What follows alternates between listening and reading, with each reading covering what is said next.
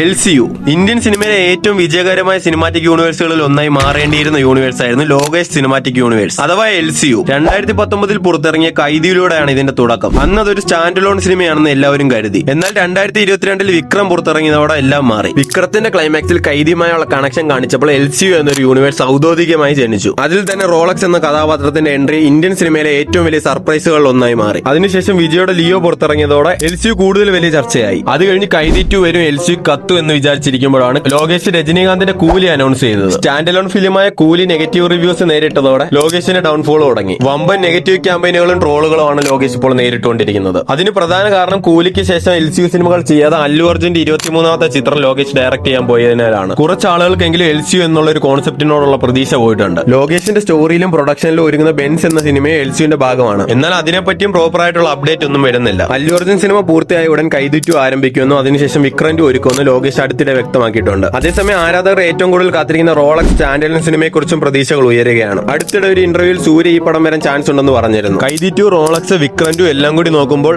LCUവിന് Indian സിനിമയിലെ ഏറ്റവും വലിയ സിനിമാറ്റിക് യൂണിവേഴ്സായി വളരാനുള്ള എല്ലാ പൊട്ടൻഷ്യലും ഉണ്ട്. അതിന്റെ എക്സിക്യൂഷൻ കറക്റ്റ് ആയ ലോകേഷിന് പഴയ ഫാൻ ബേസ് വീണ്ടും ലഭിക്കും. നെൽസൺ കമ്പാക്ക് അടിച്ച പോലെ ലോകേഷ് ഒരു കിടിലൻ കമ്പാക്ക് അടിക്കുമെന്ന് നമുക്ക് പ്രതീക്ഷിക്കാം. നിങ്ങൾക്ക് ഏറ്റവും ഇഷ്ടപ്പെട്ട LCU സിനിമ ഏതാണ്? കമന്റ് ചെയ്യൂ.